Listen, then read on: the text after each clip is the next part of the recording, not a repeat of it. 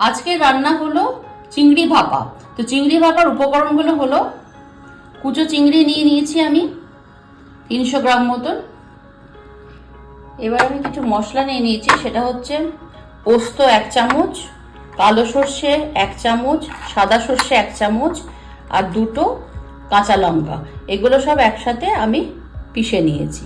ওই কালো সর্ষে, সাদা সর্ষে, কাঁচা লঙ্কা, পোস্ত পিষে নিয়েছি আমি জল দিয়ে।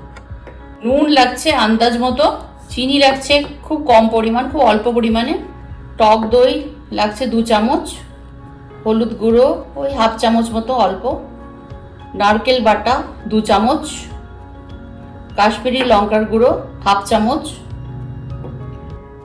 সর্ষের তেল নিয়ে নিয়েছি 2 চামচ।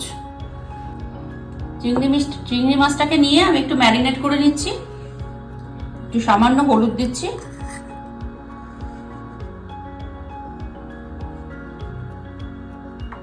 আর একটু নুন।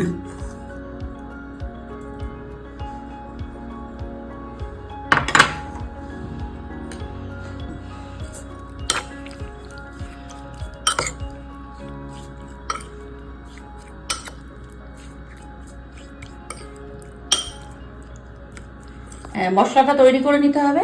তো আমি সর্ষে পোস্তর পেস্টটা নিয়ে নিলাম আগে।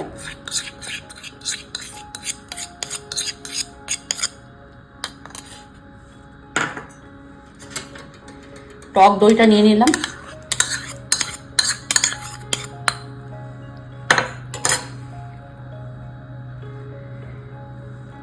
নারকেল বাটা,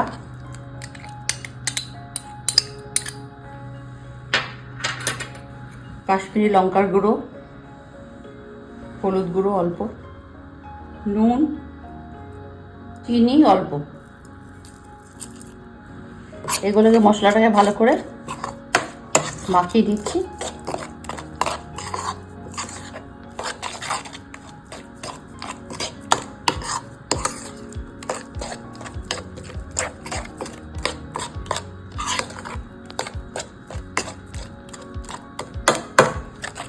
এবার চিংড়ি মাছটা দিয়ে দেব।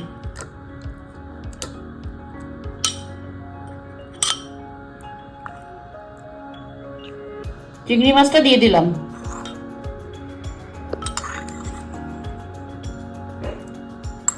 চিংড়ি মাছটা দিয়ে দিলাম, দিয়ে এটাকে ভালো করে নেড়ে নিলাম।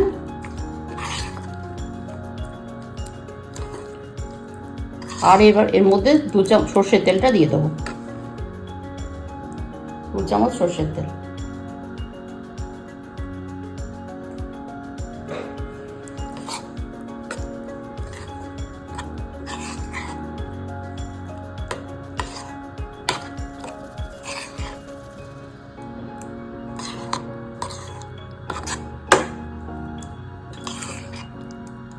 এবার একটা স্টিলের টিফিন বক্সের মধ্যে এটা ঢেলে দিচ্ছি।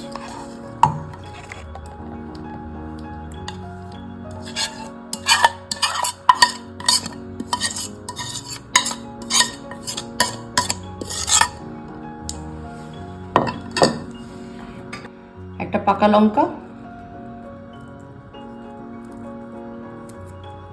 কাঁচা লঙ্কা দিয়ে দিচ্ছি, ঢাকা দিয়ে দিলাম। কড়াতে জল নিয়ে নিয়েছি, জলটা ফুটছে।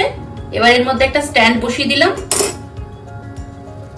দিয়ে এই বাটিটা স্ট্যান্ডের ওপর বসিয়ে দিলাম, দিয়ে ঢাকা দিয়ে দিলাম। এবার আধ ঘন্টা আমি এটা ভাপে রেখে দেবো। আধ ঘন্টা পর ফিরে এলাম, ঢাকনাটা খুললাম।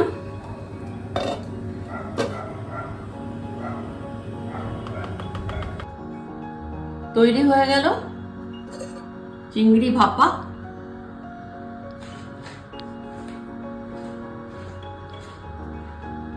তৈরি হয়ে গেল আজকের রান্না চিংড়ি ভাপা।